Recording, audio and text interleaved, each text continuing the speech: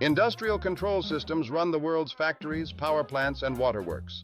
Programmable logic controllers, or PLCs, like Siemens Step7-based S7-300 and S7-400 units command valves, rotors, and centrifuges with deterministic precision. Step7, the engineering software paired with those PLC families, was ubiquitous in heavy industry and even in nuclear facilities, trusted for deterministic timing and remote I/O. Iran's Natanz uranium enrichment facility, a subterranean complex near the town of Natanz, housed thousands of IR-1 gas centrifuges and used Siemens control equipment to monitor rotors and valves. On June 17, 2010, Belarusian security firm Virus Blockade announced the discovery of a highly sophisticated worm on industrial networks linked to Natanz. The announcement stunned cybersecurity and intelligence communities because the worm targeted Siemens Step7 engineering stations and PLCs rather than typical desktop endpoints. The code manipulated frequency converters to alter centrifuge speeds, and it spread using multiple zero-day vulnerabilities in Windows and Siemens software. Finding such a tailored weapon inside critical nuclear infrastructure suggested an actor with deep resources and intelligence tradecraft. That grim Baroque revelation turned abstract cyber risk into a concrete threat to centrifuge operations and launched a forensic chase, a detective story of binaries, zero days, and statecraft that sets the stage for Act 1. Investigators raced to reconstruct the attack. Within hours of Virus Blockade's June 17, 2010 alert, analysts encountered malware far more ornate and lethal than a garden-variety infection. Researchers discovered Stuxnet used 4 previously unknown zero-day vulnerabilities, including the notorious LNK/shortcut flaw CVE 2010-2568, which allowed code execution simply by displaying an icon in Windows Explorer. It also included signed kernel mode drivers that used stolen digital certificates from Realtek Semiconductor Corp. And J-Micron Technology Corp., a gilded sleight of hand that let malicious drivers load without raising typical trust flags. Propagation was braided and baroque. Malformed .lnk files on removable USB drives could infect a workstation, then lateral movement used SMB network shares and other Windows flaws to spread inside corporate and industrial networks. Most terrifyingly, that USB/shortcut vector meant Stuxnet could leap air-gapped enclaves at Natanz when technicians moved engineering laptops or thumb drives between isolated PLC programming stations and administrative machines. Subscribe? Maybe clicking would have saved the centrifuges. Symantec analysts and control systems expert Ralph Langner reverse-engineered the payload and revealed a bespoke PLC rootkit that intercepted Siemens Step7 communications and injected forged command sequences into S7-300 and S7-400 controllers. That rootkit hid its traces, replayed legitimate telemetry, and altered rotor speeds and valve positions at precise intervals to damage IR-1 centrifuges without triggering simple alarms.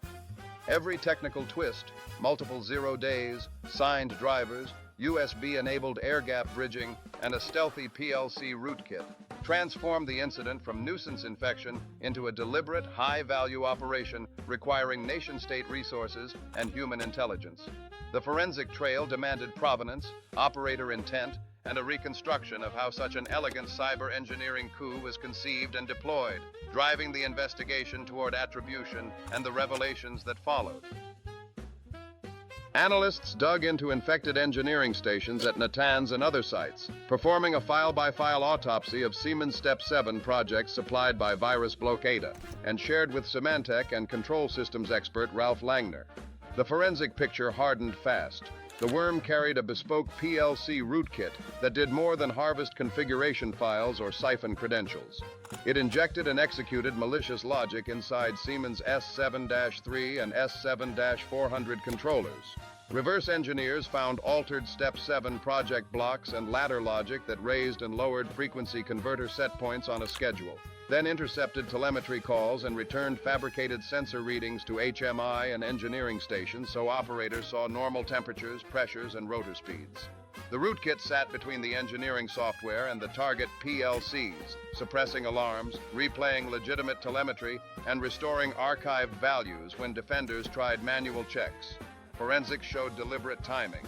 Oscillations and transient speed excursions were coordinated to induce mechanical stress in IR-1 gas centrifuges at Natanz rather than to quietly exfiltrate data.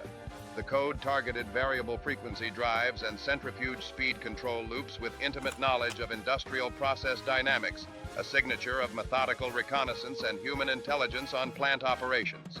Digital artifacts, signed drivers, LNK propagation, and corrupted Step7 project metadata traced a campaign that married Windows 0 days to low-level control system manipulation.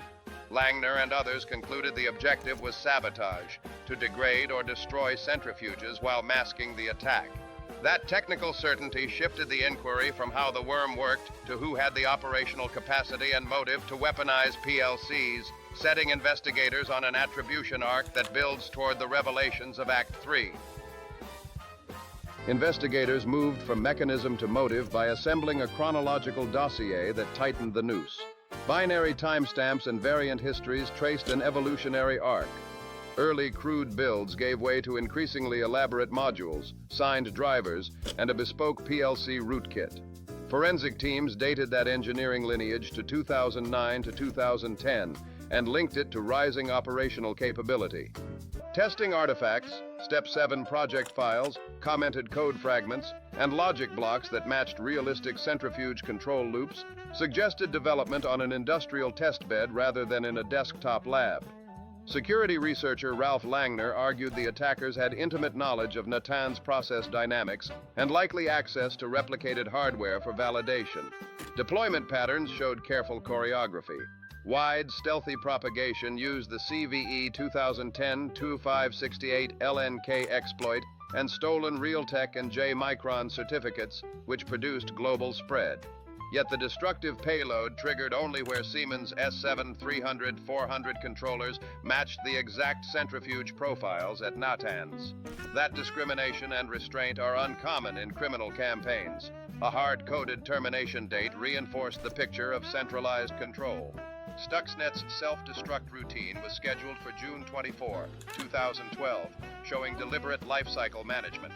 The campaign's logistical demands, multiple 0 days, cross-disciplinary malware engineering, covert test beds, and the scale of intelligence needed to map Iranian centrifuge configurations pointed to state-level capability. Only actors with both cyber expertise and clandestine access to Iran's nuclear program could plausibly manage that operation. Put together, the evidence made attribution more than speculation. It became a clear, evidence-based case of capability and intent, paving the way for later reporting and declassified disclosures that exposed the likely sponsors and led to a public reckoning. The forensic trail reached a public reckoning on June 1, 2012, when the New York Times published David E. Sanger's reporting linking Stuxnet to a covert U.S.-Israeli program called Operation Olympic Games. Citing U.S. officials, Sanger reported a campaign that began under George W. Bush and accelerated under Barack Obama, a disclosure that named a clandestine initiative which weaponized 0 days, stole digital certificates, and deployed bespoke PLC sabotage. The revelation turned what had been an engineer's story of binaries and test beds into an act of state, a joint effort to degrade Iran's Natanz centrifuges. Washington and Jerusalem declined to confirm the report, while the security researchers who unraveled the worm saw their technical forensics recast as political evidence.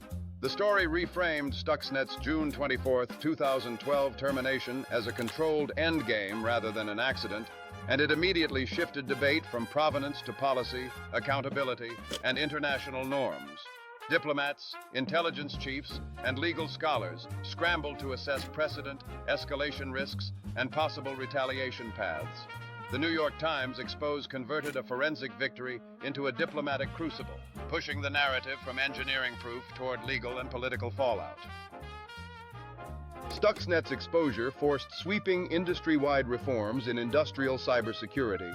Operators stopped trusting simple air gaps hardened PLC firmware, implemented strict network segmentation and patch management, and adopted rigorous digital forensic practices across utilities, including nuclear facilities. It also spawned a lineage of successors and copycats. Duke and Flame revealed sophisticated espionage tradecraft, while later ICS attacks like Indestroyer, also known as Crash Override, and Trisys/Triton showed continued willingness to cause physical damage to infrastructure. The episode sharpened debates among diplomats, judges, and security planners about attribution, proportionality, and acceptable state behavior in cyberspace, triggering doctrinal reviews and diplomatic talks. Security teams shifted toward proactive threat hunting, closer inspection of signed drivers, and tighter supply chain vigilance. Above all, Stuxnet left an enduring ethical and strategic question. Does deploying covert cyberkinetic tools lower the threshold for conflict and erode restraint, or can such operations prevent larger wars? That unresolved dilemma still shadows subsequent strikes.